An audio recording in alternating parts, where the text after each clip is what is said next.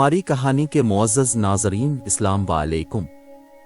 अमरीकी नेटो अफवाज का साथ समंदर पार मुल्कों में इंसानी हुकूक की नाम निहाद रखवाली के लिए गासिबाना दरअंदाजी कोई नई बात नहीं। साम्राज्य और मगरबी ताकतों और उनके हवारियों के ऐसे खुद साख्ता बहाने और उनके नतीजे में उम्मत मुस्लिमा का क़ताल तारीख़ का हिस्सा रहा है। चंगेज़ खान के बाद खान आज़म कहलाने वाला इसका पोता मंगू खान तख्त नशीन हुआ तो शुमाल मगरबी ईरान में इस्माइली गिरोह हशाशिन ने एक अजीब फितना व हंगामा और खूनरेज़ी शुरू कर रखी थी। चूँकि ये इलाका मंगोलों के ज़ेर हुकूमत था इसलिए वहाँ के मकामी बाशिंदों ने इन दहशतगर्दों के जुल्म व सितम के खिलाफ मंगोल हुक्मरान मंगू खान से मदद की फरियाद की, जिसने इस शिकायत पर अपने भाई हलाकू खान को ईरान का हाकिम बना के उसे इस्माइलियों के खिलाफ सख्त कार्रवाई करने हुक्म दिया। तारीख़ के मौरख़ तालिब इल्म के लिए यह हुक्म ऐसा ही था जैसा सदर ओबामा ने अमरीकी और नेटो फौजों को तालिबान के खिलाफ ड्रोन हमलों समेत हर सख्त एक्शन का दे रखा। तारीख़ के कारी जानते हैं कि फितनाक दहर हसन बिन सबा ने इस दहशतगर्द खुफिया जमात हशाशीन की बुनियाद रखी थी, जिसका मरकज़ ईरान के शमाल मग़रिबी शहर अलमौत में क़ला अलमौत था।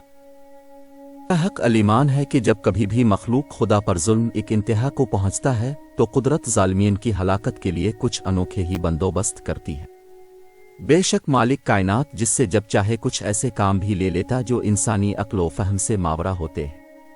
सो इस दास्तान में भी कुदरत की कोई हिकमत और राज पोशीदा था कि दुजिली नज़रियात के फितनागिर हसन बिन सबाह के पैरोकार एक जालिम गिरोह को हलाकत खेज अंजाम तक पहुंचाने के लिए एक दूसरे जालिम गिरोह मंगोलों के सफाक हुक्मरान हलाकू खान ने ख़त्म किया।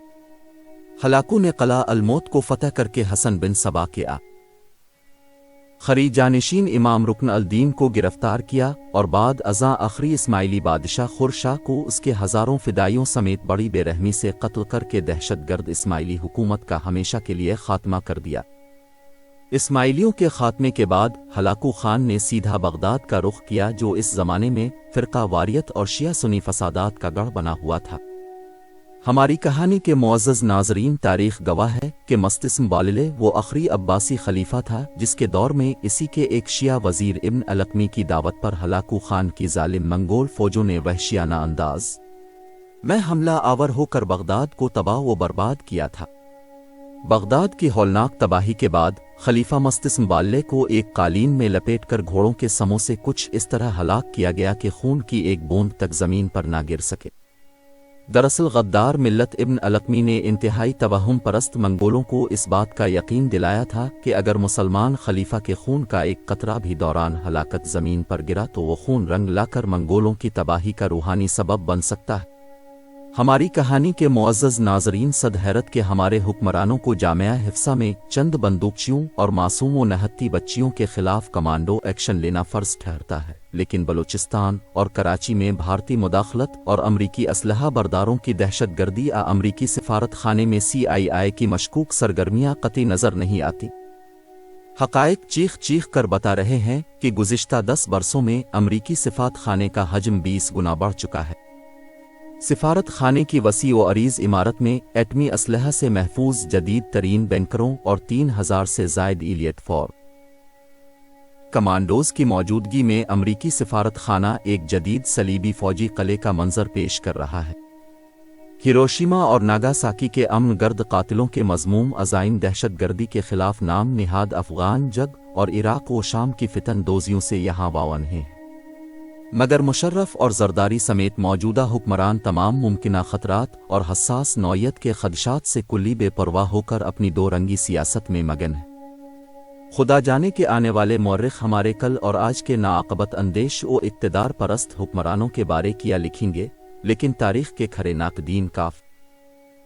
बड़िए मुताबिक इस आखिरी अब्बासी खलीफा का 16 साला दौर खिलाफत ज़्यादातर ऐश वाशरत, शराब व शबाब और सियासी व इंतज़ामी गफलत में गुजरा। वो शख्स भी मुशर्रफ और जरदारी एंड कंपनी की तरह अपनी हसन परस्ती, जिनसी शहवत और सतरंगी अयाशी के नशे में इस कदर बदमस्त था कि इसे अपने वजीरों की गद्दारी, मंगोल यलगार और उनके हाथों इस्लाम की नस्ल कशी व बेखकनी का कतई इदराक न हो सका। खिली आंखों से हालात हाजरा का जायजा लिया जाए तो साम्राजी और नेटो अफवाज की दरअंदाजी इस्लामाबाद में मुसलसल फैलते हुए अमरीकी सिफारत खाने के पस पर्दा हक़ाइक़ और صورتحال سقوط بغداد اور سقوط ڈھاکہ کے خون آشام قصوں سے کچھ زیادہ مختلف نہیں ہے۔ ہماری کہانی کے معزز ناظرین، بغداد کی تباہی کے وقت رنگیلے عباسی خلیفہ کی حکومتی دسترس اور لاپرواہی کا یہ عالم تھا کہ اس کا غدار وزیر ابن القلم اس کے پہلو میں بیٹھ کر منگولوں سے خط و کتابت کر کے انہیں بغداد پر حملہ کرنے کی ترغیب دیتا رہا، مگر وہ حالات سے بے خبرہ اپنے حال میں مست ہو کر خاموش تماشائی بنا رہا۔ شہن بغداد کو تیر و تاراج اور مسلم علمی ورثے کو تباہ و برباد کرنے کے بعد ہلاکو خان نے پورے عراق پر قبضہ کر لیا۔ بصرہ اور کوفہ کے عظیم علمی مراکز اور شہری بستیاں تمام علمی و ثقافتی ورثوں سمیت تباہ و برباد کر دی گئیں۔ منگو خان کی موت کے بعد ہلاکو خان نے ایران میں اپنی مستقل حکومت قائم کر لی جو الخانی حکومت کہلاتی تھی۔ اس نے تبریز سے 70 میل جنوب میں واقع مراغہ کو اپنا دارالحکومت بنایا، جسے بعد ازاں تبریز منتقل کر دیا گیا۔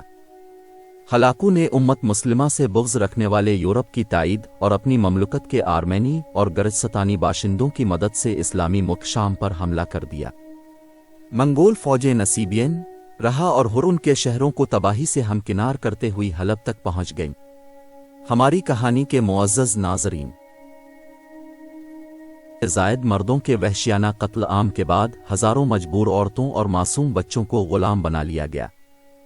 منگول فوجیں اسی طرح بے دریغ قتل و غارت کرتی اور تباہی و بربادی پھیلاتی ہوئی فلسطین پہنچ گئیں، جہاں ناصرہ کے جنوب میں عین جالوت کے مقام پر مصر کے مسلم جوان مرد مملوکوں نے ایک خون ریز جنگ میں ان کو شکست فاش دے کر پورے شام سے باہر نکال دیا، اور اس طرح مصر منگول بھیڑیوں کے ہاتھوں تباہی سے بچ گیا۔ ہلاکو کے بعد اس کا بیٹا اباقا خان تخت نشین ہوا۔ اس نے بھی اپنے باپ کی اسلام دشمن حکمت عملی جاری رکھی۔ پوپا روم اور یورپ کے حکمرانوں سے قریبی تعلقات قائم کیے اور عیسائیوں کو بیت المقدس پر قبضہ کرنے کے لیے آمادہ کیا۔ سیاست اور صاحبان اقتدار کے حوالے سے میرا تلخ مگر حق پر مبنی موقف ہے کہ ایوان حکومت تک پہنچنے والے اصحاب سیاست کا کسی دین، مذہب اور مسلک سے کوئی حقیقی تعلق نہیں ہوتا۔ حصول اقتدار اور طوالت اقتدار کے لیے کہیں مذہب و مسلک اور دین و ایمان قربان کر دینا، اور کبھی اپنے ہی پیاروں اور قریبی عزیز و اقارب تک کا قتل و قتال این کامیاب سیاسی حکمت عملی ثابت ہوا ہے۔ ہماری کہانی کے معزز ناظرین، سلطان صلاح الدین ایوبی اور ٹیپو سلطان جیسے چند ایک مسلم حکمرانوں کے علاوہ اکثر حاکموں کی داغدار تاریخ منافقت در منافقت، اپنے ذاتی و سیاسی مفادات کے لیے قوم و ملت سے بے وفائی اور غیرت سے وفاداری سے بھری پڑی ہے، اور یہ مفادتی طرز سیاست و حکومت صرف عرب و عجم کی مسلم تاریخ کا ہی نہیں بلکہ زمانہ قدیم کے رومن بادشاہوں، مغربی صلیبی ریاستوں اور قدیم بر صغیر کی مہان سلطنتوں کی سیاہ و سفید تاریخ کا بھی جزو حیرانی رہا ہے۔ سیاسی کامیابیوں کے لیے مذہبی لبادے اوڑھنا، دشمن کو دوست اور دوست کو دشمن بنانا، دوستو نون غنہ کو دغا دے کر سیاست میں کامیابیاں حاصل کرنا ہی سیاستی اور ریاستی کامیابیوں کی سنہری کنجی رہا ہے۔ سو کچھ تعجب نہیں کہ ہلاکو خان کی جو اولاد ایران اور عراق پر حکمران رہی، وہ مسلم آبادی کی مذہبی و جذباتی ہمدردیاں حاصل کرنے کے لیے حلقہ بگلش اسلام ہوئی، مسلمانوں کی ہمدرد اور دوست بن گئی۔ ہماری کہانی کے معزز ناظرین، ہلاکو کا بیٹا احمد تکودار اسلام قبول کرنے والا وہ پہلا منگول حکمران تھا جو بعد ازاں قبول اسلام کے اسی جرم کی بنا پر شہید کر دیا گیا۔ چونکہ چین، منگولیا اور کوریا بدھ مت کے پیروکاروں کی اکثریت تھی، لہٰذا وہاں حکومت کرنے والی اس کی اولاد نے بدھ مت اختیار کیا۔ چنگیز کے سیاسی فہم رکھنے والے بیٹے اوکتائی خان نے اپنی 9 سالہ حکومت میں مسلمانوں سے باقی بھائیوں کی نسبت بہتر سلوک کیا۔ مسجدوں کو دوبارہ تعمیر کرنے کی اجازت دی گئی، اجڑے ہوئے شہروں کو بسایا گیا۔ تاریخ کے ناقدین لکھتے ہیں کہ اوکتائی خان نے ریاست کے مسلمان علاقوں میں اپنا اثر و رسوخ بڑھانے کے لیے عدل قائم کیا اور عام رعایا کی پرورش کی۔ دراصل اوکتائی خان ہی مغل بادشاہ جلال الدین اکبر کا وہ نظریاتی پیشرو اور پہلا منگول حکمران تھا جس نے طوالت اقتدار کے لیے مسلمانوں سے بھائی چارے اور سماجی بندھنوں کے ساتھ باہمی شادیوں کو رواج دیا تھا۔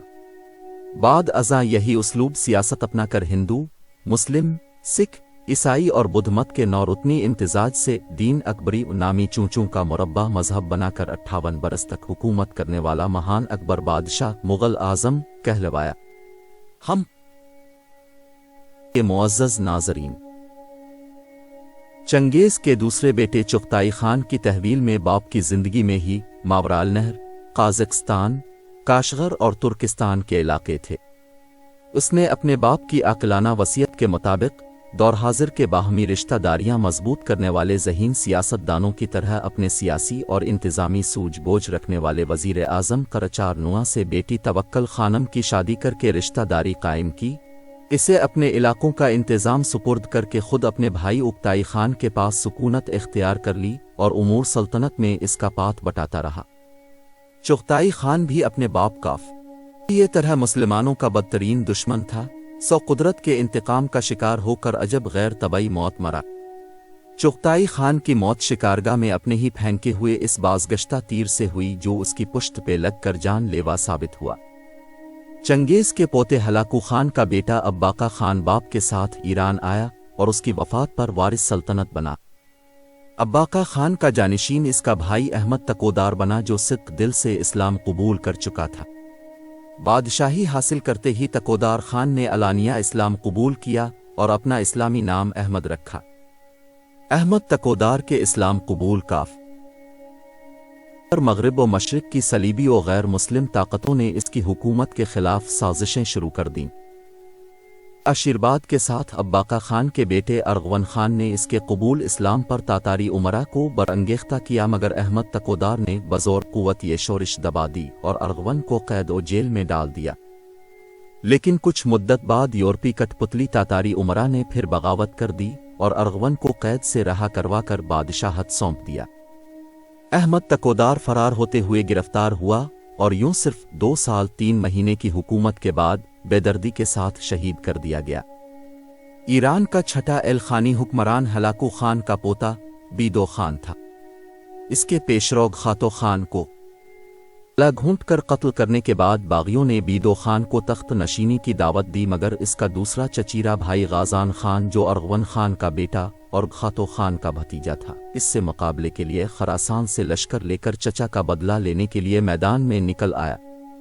لیکن ریاستی امراء کی مداخلت سے دونوں میں ایک عارضی سی صلح ہو گئی۔ کچھ عرصے بعد جب دوبارہ لڑائی شروع ہوئی تو اس کا فیصلہ غازان خان کے حق میں گیا۔ غازان نے اپنے سپہ سالار نوروز کی ایمانی تحریک پر اسلام قبول کر لیا اور اس طرح اسے مسلمانوں کی حمایت حاصل ہو گئی۔ طرفداروں اور حواریوں نے اس کا ساتھ چھوڑ دیا، جس کے بعد اسے قتل کر دیا گیا۔ بعض مورخوں کے نزدیک اس نے بھی اسلام قبول کر لیا تھا اور وہی اس کے خلاف بغاوت اور قتل کا سبب بھی بنا۔ الخانی ایک ایسی منگول خانان سلطنت تھی جس کی بنیاد دراصل خوارزم شاہی مسلم سلطنت پر ایک درندے چنگیز خان کی طوفانی الغار اور وحشیانہ قتل عام کی خونی مہمات پر قائلفم ہوئی تھی۔ تلخ ترین سچ اور شرمناک حقائق یہی ہیں کہ ہلاکو خان کو مسلم ریاستوں پر حملوں کی ترغیب دینے والے بھی امت مسلمہ کے اپنے غدار ہی تھے۔ مقام حیرت ہے کہ شاہی طبیبوں کی طرف سے جنسی تعلقات سے سخت منع کرنے کے باوجود کہ منگول سلطنت کے بانی ضدی چنگیز خان نے نشہ حسن اور جنسی تعلقات کے لیے جان دے دی۔ مقام عبرت ہے کہ ایک عجیب اور پراسرار وصیت کے مطابق اسے صحرا میں کسی نامعلوم مقام پر دفن کیا گیا۔ تدفین کے وقت موجود چند لوگوں کو اس کی تدفین کے فوراً بعد اس کے انتہائی وفادار عزیزوں نے صرف اس لیے قتل کر دیا کہ اس کی قبر کا مقام اور جگہ جاننے والا کوئی شخص زندہ نہ رہے۔ بربریت اور صفاقی کی علامت اس بھیڑیا صفت انسان کی قبر کا آج کہیں نام و نشان یا اتہ پتہ تک موجود نہیں۔ بعد ازاں اس کے پوتے ہلاکو خان نے اور خطوں کو فتح کر کے اپنے علاقے کا نام الخانی سلطنت رکھ دیا۔ دلچسپ بات ہے کہ خود کو مقتدر کل گرداننے والے ہلاکو خان نے اپنا خطاب خان یعنی ماتحت خان رکھا تھا، جس سے وہ اپنے آپ کو منگول سلطنت کی سرپرستی میں ان کا وفادار ثابت کرنا چاہتا تھا۔ لہٰذا عین ممکن ہے کہ کبھی ہمارے سامراجی غلام حکران بھی اپنے آقاؤں سے وفا کے اظہار کے طور پر پاکستان کا نام سامراجی جمہوریہ پاکستان رکھ دیں۔ ہماری کہانی کے معزز ناظرین، ہلاکو خان کی سلطنت کا بیشتر حصہ ایران پر مشتمل تھا، جبکہ اس میں موجودہ Iraq, Afghanistan, Turkmenistan, Armenia, Azerbaijan, Georgia, Turkey اور پاکستان کے علاقے بھی شامل تھے۔ ابتدا میں الخانی سلطنت کے حکمرانوں نے بھی آج کل کے حکمرانوں کی طرح نظراک ضرورت کے مطابق بہت سے مذاہب اور نظریات کو اپنایا، لیکن وہ خاص طور پر اپنی ریاست کی زیادہ آبادی کا مذہب ہونے کی وجہ سے بدھ مت اور اسلام دشمن مغرب کے حواری ہونے کے ناطے عیسائیت کے زیادہ خیرخواہ تھے۔ احمد تکودار جیسے جن منگول حکمرانوں نے اسلام قبول کیا، وہ یورپ اور دوسرے اسلام دشمن عناصر کے عتاب و انتقام کا شکار بن کر آنے والے تمام حکمرانوں کو یہ خاموش پیغام دے گئے کہ ملک و ملت اور دین اسلام سے وفا نبھانے والوں کے لیے حصول اقتدار مشکل اور طوالت اقتدار ہمیشہ ناممکن رہے گا۔ ہلاکو خان نے سقوط بغداد کے 7 سال بعد تک ایران پر حکومت کی بعد ازاں اس کے خاندان کے 8 بادشاہوں کی حکومت کے بعد اس خاندان کا عبرت انگیز انجام یہ ہوا کہ درندگی اور صفاقی کی علامت سقوط بغداد کی مجرم الخانی سلطنت کا آخری بادشاہ ابو سعید بہادر خان لاوارث ہو کر اس جہان فانی سے کوچ کر گیا۔ اسی طرح سقوط ڈھاکہ کے مرکزی کردار ذوالفقار علی بھٹو، ان کے دونوں بیٹے اور بعد ازاں بیٹی انتہائی غیر فطری موت کے بعد شہید بنے اس جہان فانی سے کوچ کر گئے، جبکہ اس سانحہ کا ایک اور ننگ دین و ملت کردار مجیب الرحمن بھی صرف چند برس حکومت کے بعد اپنے خاندان سمیت ہولناک انجام کو پہنچا۔ کاش ایوان اقتدار و حزب اختلاف میں بیٹھے تمام سیاسی جادوگر اور مغربی غلام وقت کی دیوار پر صاف لکھا وہ سب کچھ از خود پڑھ لیں جسے قوم کا ہر معصوم بچہ، دکھی بوڑھا اور سہما ہوا جوان خوف اور قہر کی ملی جلی نظر سے دیکھ رہے۔